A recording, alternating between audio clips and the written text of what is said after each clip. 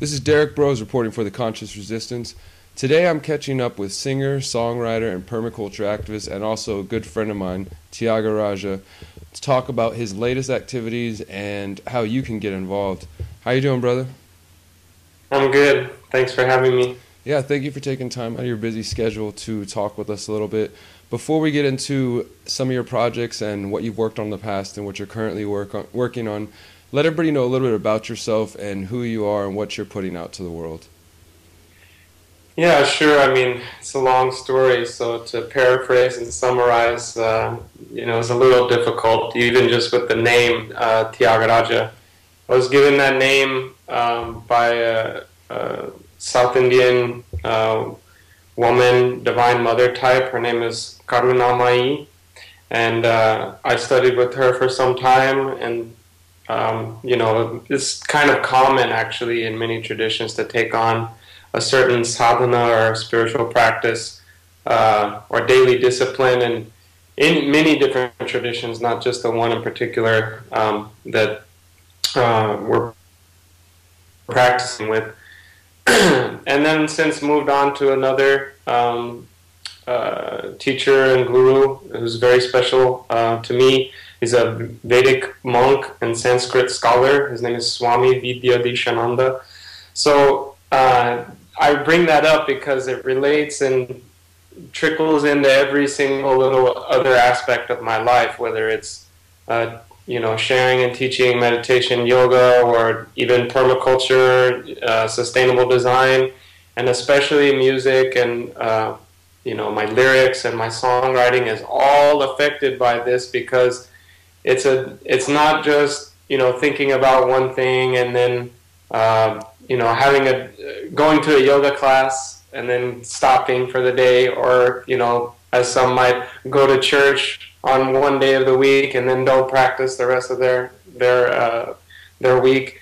So it's really infused, and that's what's so amazing about the practice and the philosophy, the daily life, is that it's infused in every single waking moment. So that sort of discipline kind of moves into everyday life, my songwriting, and is a big part of what I do in every aspect. So I'm a songwriter of many different styles. I don't like to classify myself as a singer-songwriter because that kind of puts you in a little box with an acoustic guitar. So we do a wide range of different things, and with our nonprofit that's fledgling and just starting, it's called Sustainable Humane Earth. We serve a wide blanket of different actions, not just growing food in urban settings, but designing, also community building, placemaking, and through another nonprofit that I'm an ambassador of called Swamihaman, we partner with them to uphold and uplift indigenous and Vedic culture. So I feel like indigenous culture of any kinds, even if it's not Vedic, is key into some sort of a sustainable society.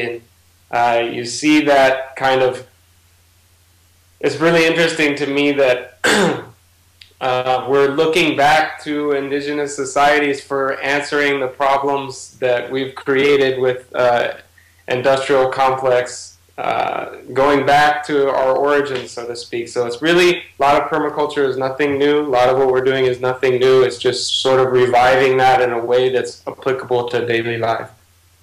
Awesome, yeah, and I really appreciate that because as a spiritual person myself, and as an activist and as a writer and as just a human being, for a while I was trying to separate these different aspects of my life, but I feel similar to what you just described, that now my spiritual beliefs permeate all aspects of my life, whether I like it or not. I can't help but be a spiritual activist and have conversations that relate to the things I care about, and trying to make every action I do contribute towards the betterment of our species. So I definitely resonate with those thoughts. Tell us a little more about, before we get into some of your more activist-based projects, tell us a little bit more about your music and how long you've been playing music, when you got started, all that. Okay.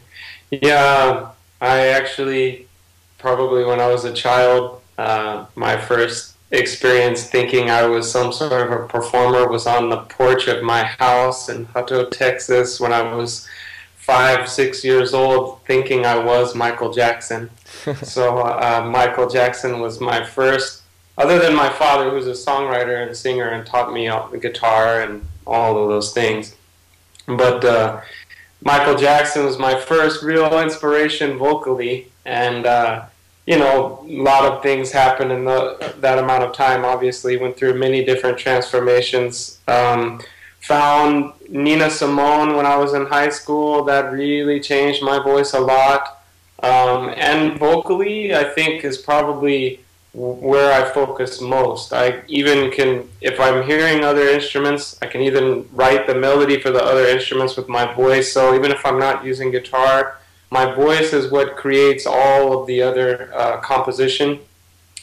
So progressing further into kind of what I'm doing now is more of a fusion between things I've learned through classical Hindustani music or classical Indian music, and I've been studying with a classical Indian vocalist named Pandit Suman Ghosh for the last 3 years, and I continuously do that every day. It's kind of like going back to kindergarten, so to speak, because my voice tends to move into that blues scale, but the Indian classical ragas, they really have this amazing structure and notes within notes, and it's very hard to find them if you're thinking in the Western mentality with your voice. So it's been changing. It changed the entire way I write for the better, just composition-wise. And right now I'm working on a really kind of top-secret project with a producer and friend of mine. His name's Evan Donovan.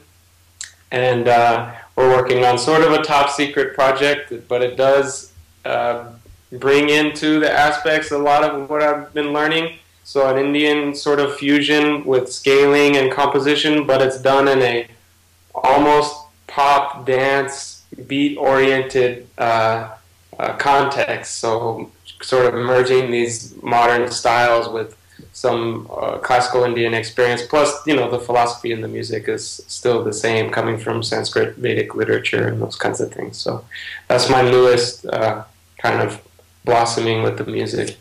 Awesome. That's great to hear, because for the viewers watching and listening, be sure to check out his music, because it's amazing, it's beautiful, it's definitely very moving, and I appreciate every aspect of it. So I'm looking forward to hearing your new projects. Let's move forward a little bit to some of the other projects you mentioned that are the nonprofits. Tell us a little bit about the permaculture-based nonprofit. Yeah.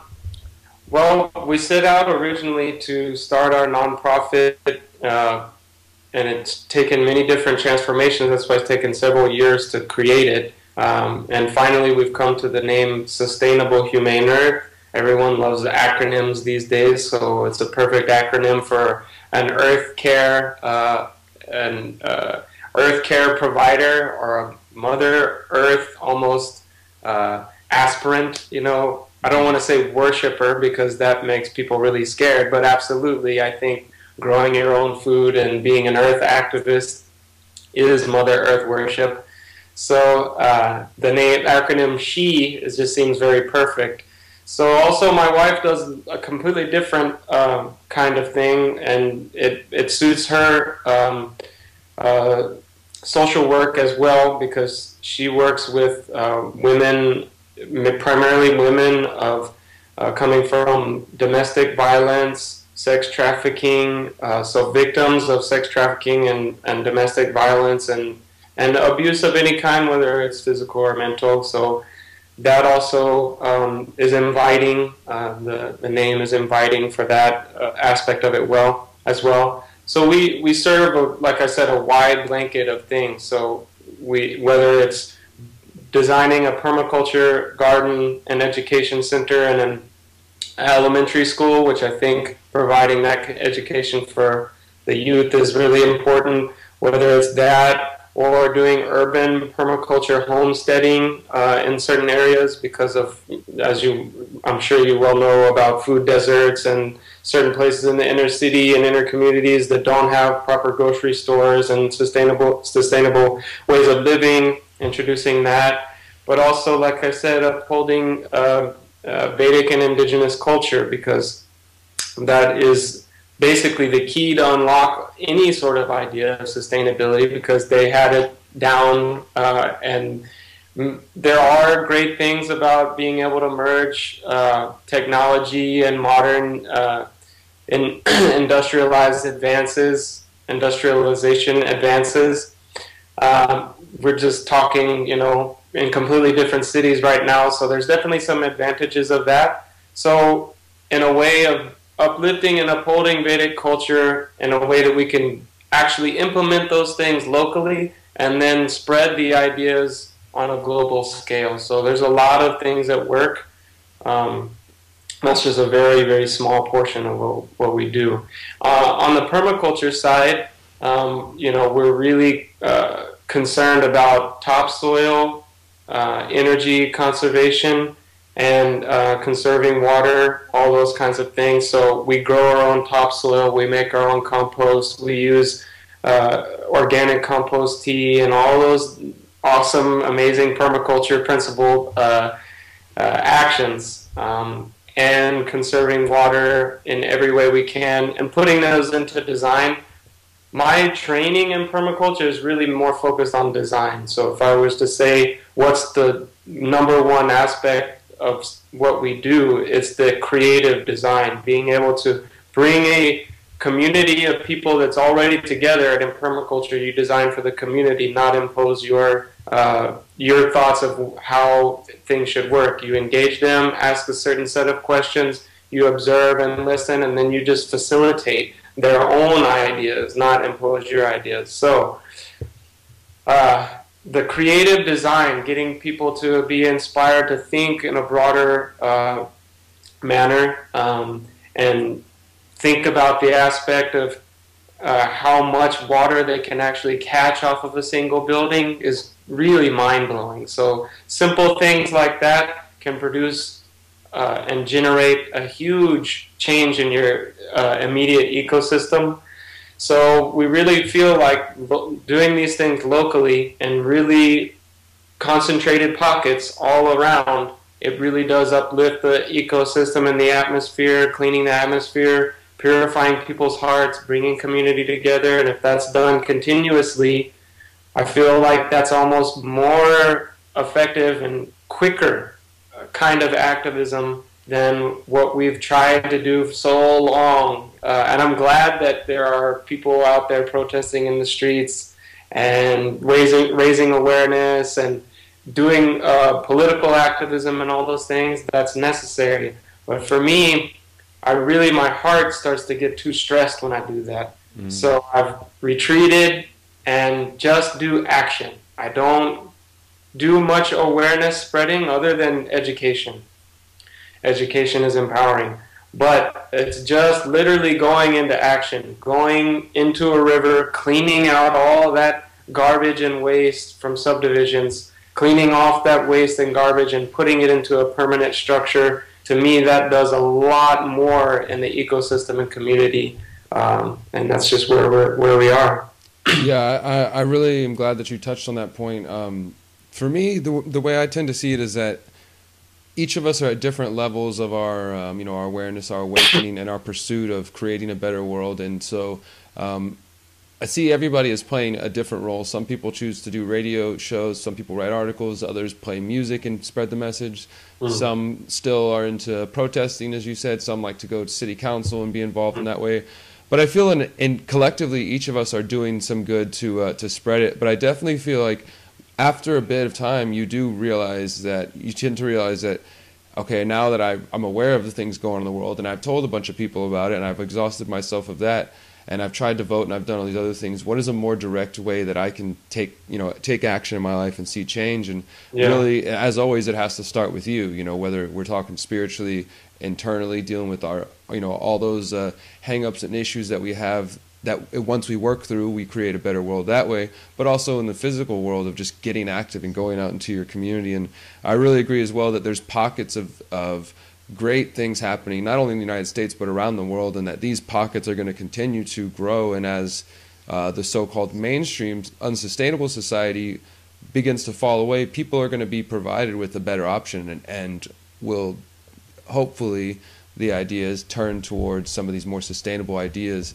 I'd like for you to, before we go any further, could you define permaculture in your own words for the audience? Yeah, sure. Permaculture was a phrase coined by a person named Bill Mollison, a really great permaculture teacher, and it really takes in the term agriculture and culture and the word permanent. So it's a way of designing a system for people, and it implies earth care and people care in a way that's permanent and sustainable. A lot of people in the permaculture world have even started to transform that thinking, that permaculture wasn't really enough to describe it.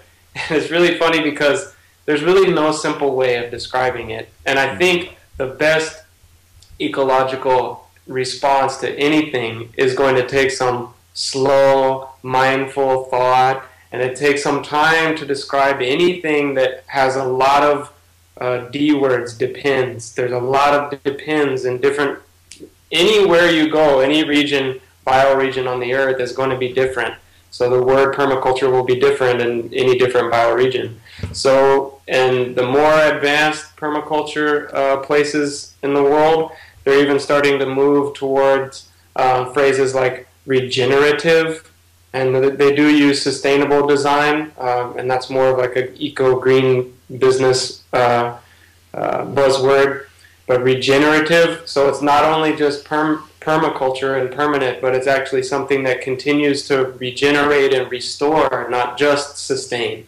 So, wow, Bill McKibben, really great, in my opinion, earth care activist, is talking about the degree and temperature of the earth and the carbon in the atmosphere reaching a point that there's almost no return. So I'm in a big hurry, a big fat hurry, to really try to get that word permaculture to a point where we're also understanding that it doesn't have to just be sustainable, even though my company is called, nonprofit is called Sustainable Humane Earth. It's not just sustaining. Now we have to do even more to advance the ecosystem in a way to where we can combat the things that are almost out of control.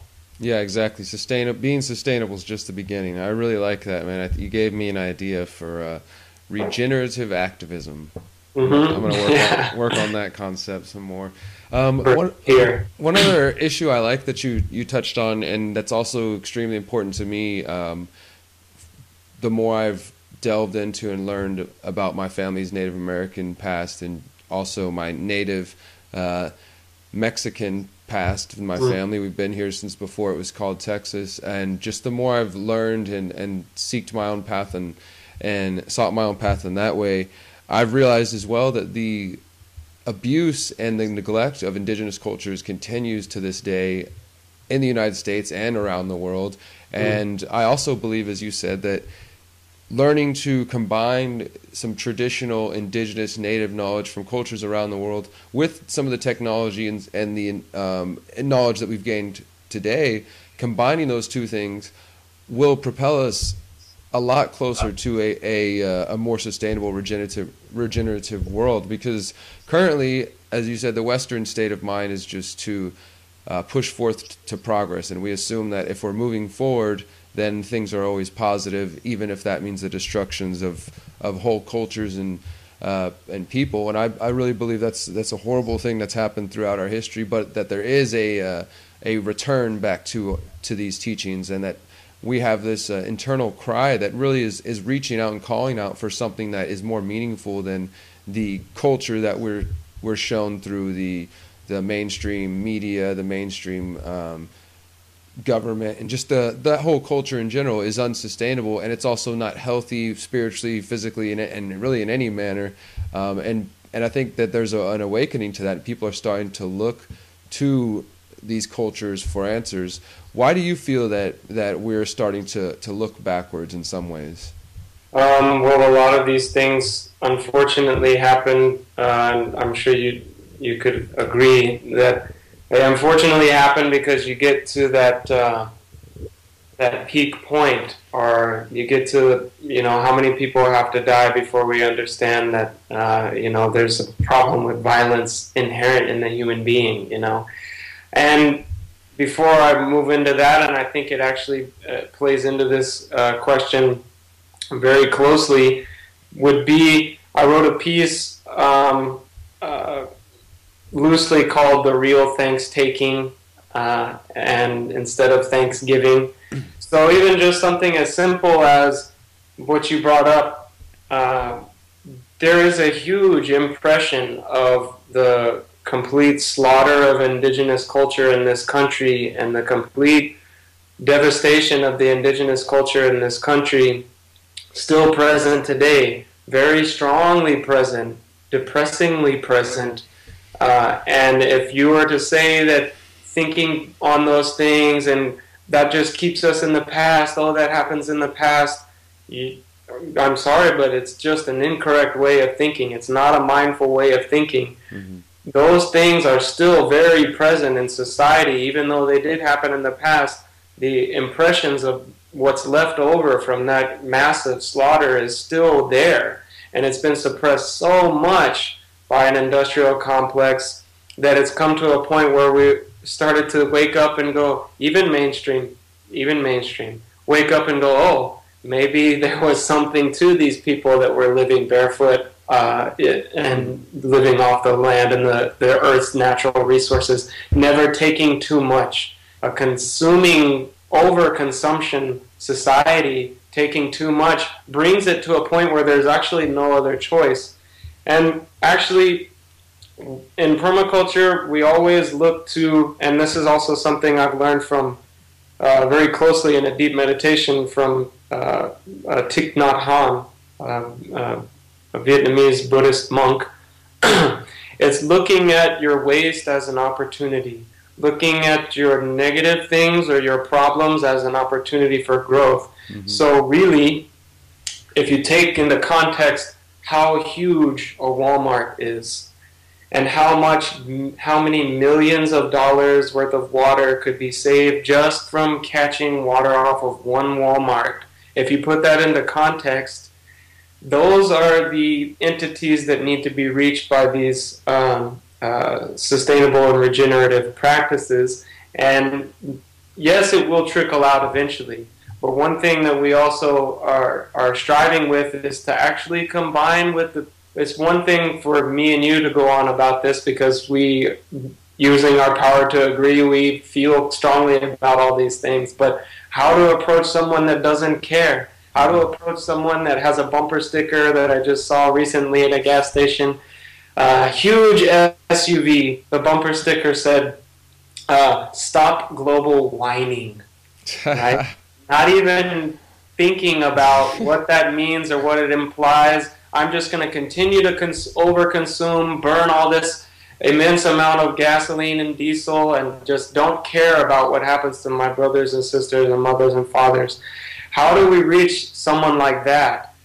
So I feel like, and a person that I was instructed with through my permaculture design certificate, he has a business called Regenerative Leadership Institute, and he's very concerned with actually reaching the mainstream and using corporate entities to promote permaculture, and it's very controversial. A lot of permaculture people don't want that to happen. And I see the bridge between both of them. I see how small, like-minded groups can sprinkle out and create a big change, and I can see the immense power that would happen if a very huge corporation were to take on these sustainable practices. Because once you do, it creates mindfulness, and there's no way that that cycle doesn't trickle down to every single aspect, whether it's the lower level employees, whether it's your energy consumption, your waste, everything starts to get thought of. Yeah. I like that. I agree with that. And what's interesting though is to see, as you said, small groups creating change in their own ways, and then to see the bigger groups. And there does seem to be instances where one side, in this instance, you're talking about permaculture activists being weary of working with big corporate entities, and often with my activism through street action and people who are just, run into the cops, there's also another strict barrier there where you'll be at a protest of some kind, or really any activity where there's cops, and you'll see the protesters set themselves on one side and the police on the other, and there's this huge division. And I myself have tried to bridge that gap by just communicating, because I feel like that's in all forms of activism, and really life is activism. Communication is a way we can all improve upon our activities and really get past these false barriers, because the sooner we do that, the sooner we're going to be able to get ourselves together. And I like to refer to the global network of activists doing things in different ways as the the jeweled net of Indra, and that we are basically, we're coming together now. So it's cool to see that happen, and that's why I like to interview people such as yourself and find people here in Houston who are doing things that, wow, I never realized this was going on in my backyard, and I can help this person this way, and we can work together this way, and then you just see more connections happen, and it continues on and on. Other than communication, what other roadblocks do you think there are that are currently, because I do believe we're moving past these things, but that are currently limiting us as individuals from achieving a more sustainable, regenerative society and a more mindful society in general? Well, the distribution of wealth has a lot to do with that, and it is a there is a Sanskrit-based teaching of artha, and it comes I'm not claiming it. It comes directly from our guru, Swami Vidyadishananda. I've been listening to this talk over and over again, and it's one of the four pillar goals of life. And especially in the modern context, everybody unfortunately needs money to make things happen. And not even money, but just wealth. Health also is a wealth. So you need good health and wealth in order to make some sort of action possible.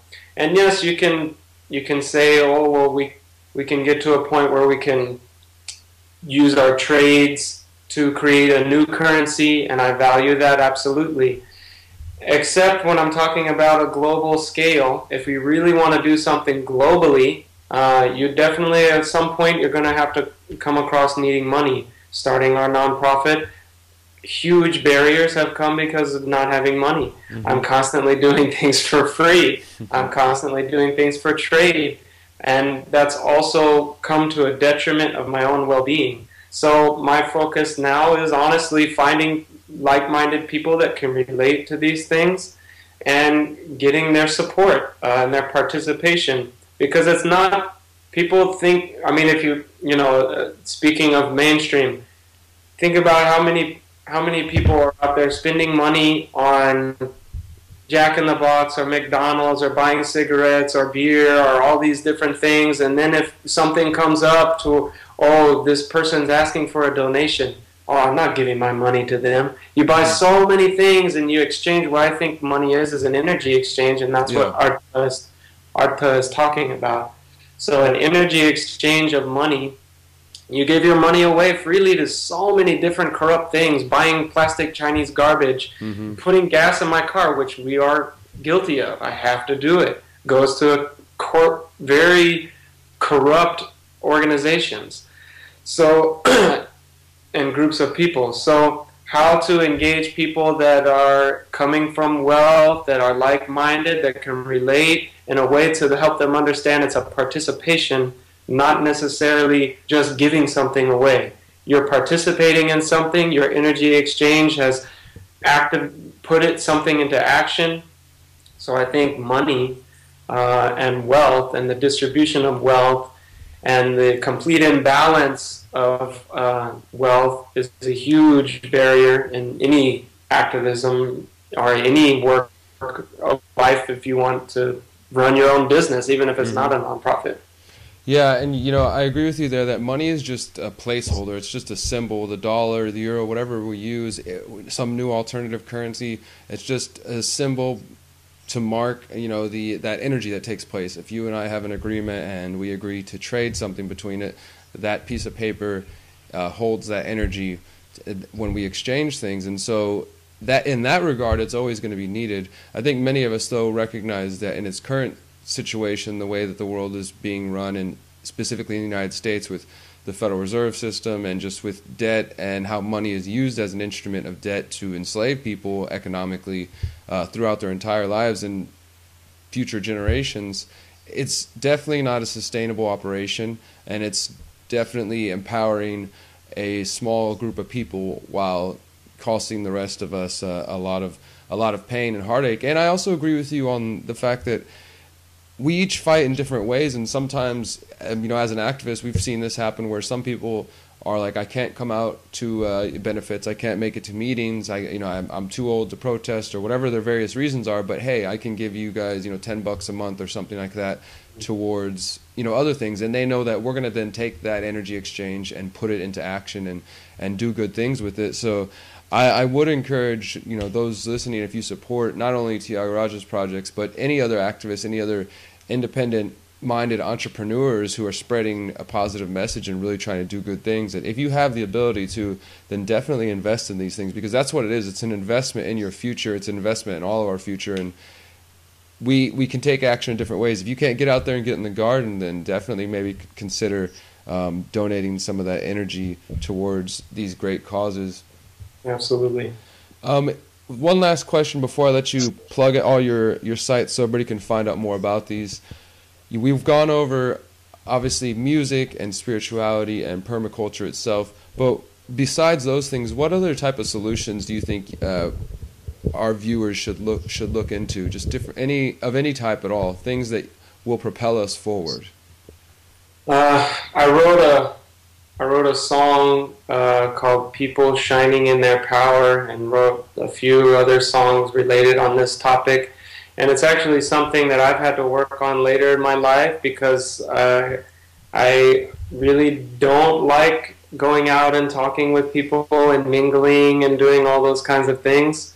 But I've had a really big awakening in that. And I really do think that just going out into your immediate community and talking to your neighbors and getting to know each other and community organizing, it doesn't even have to be about anything activism related. Just getting to know each other helps to bring your community to an understanding of, maybe we don't need to go out and buy a bunch of new crap. You have this, he has this, she has this. So you can organize in your own community to share things. And that's all about transition. Transitioning our society, instead of a consumption-based society, moving it toward something that we're more sharing, heart-to-heart, sharing ideas. And that, I think, breaks down barriers of, oh, you're Christian, oh, you're this, you're that, you're all these separations that our society has brought up. And that's actually more of an indigenous way of thinking. It's nothing new. It's nothing I'm claiming to be my own or anything. That's how an indigenous society works, knowing each other. Everyone knows everybody. And it's not to say that we shouldn't have our own private lives, and being quiet and meditation is also key. But really, for myself, a good challenge, just getting out with the sweetness and kindness in your heart and knowing your own community. If that's done in every single community around the globe, more mindfulness will happen, more sharing will happen, more teaching will happen, more you'll eventually come across an elder who has a lot of wisdom that can impart on future generations. Less you'll be dependent on all of the things that are oppressing us, which are too innumerable to name. So that's really, I guess, just key. Being able to be open-hearted and kind enough to know that your own community is your own brother and sister. And almost like Ellen DeGeneres says at the end of every single one of her shows, be kind to each other, be kind to one another. That goes a long way. You know, I can't say enough about that. Yeah, I definitely agree with you on all that. The evolution is in the conversations. The more we communicate and grow together and get out of our shells and come together, the quicker this thing will happen. Absolutely. So let everybody know where they can find your music, find about your permaculture projects, and anything else you want to plug. I want to make sure everybody can get in touch with you and help however they can. Sure. My website for now, just under my own name, is probably the best source for all three of those things. Well, three meaning meditation, yoga, and permaculture, and my music. So Tyagaraja is spelled Tyagaraja.com, Tyagaraja.com. And we're building our permaculture website for the nonprofit Sustainable Humane Earth. So for now, we just have the Facebook page, Sustainable Humane Earth, facebook.com/Sustainable Humane Earth. You can just look it up and it's there. And a few other sites that are not mine that I really highly recommend are some from an amazing permaculturalist named Jeff Lawton. So he has what's called permacultureglobal.com, and it's a network for permaculture, anyone in the permaculture community globally. And it's an amazing tool of connecting with people. And Jeff Lawton's own website has ongoing educational videos. And the people that we got, the group that we got certified in permaculture with, in permaculture design, they launched a very almost controversial effort to put their complete courses online for free. So Regenerative Leadership Institute is the name of the organization. I can't remember if it's .com or .org. I think it's .com, Regenerative Leadership Institute. Or it's, no, permaculturetraining.com, permaculturetraining.com. Anyway, just look up Regenerative Leadership Institute. It's a free permaculture website. They do also paid trainings and things, and you would have to, I think, pay to get your certification. But you can sit and watch hours and hours of video and figure that out. Awesome. I've also just, I know there's a lot here, but I've also just launched my own meetup group. So just as far as locally, in between Houston and Austin, I'm doing urban permaculture design, not necessarily rural design. So urban permaculture design through the meetups, there will be some free ones, but most of them, because I'm, very much in need of that energy of support of financial gain, and it's a shared thing. You'll definitely get way more, and you'll save way more money coming to one of these workshops than you would otherwise trying to figure it out on your own. So it's a meetup group called Austin Urban Permaculture Design. That's it. Awesome. Thank you so much, brother. I appreciate you taking the time to talk to us today, and I will talk to you soon. Absolutely. Take care, Derrick. Peace.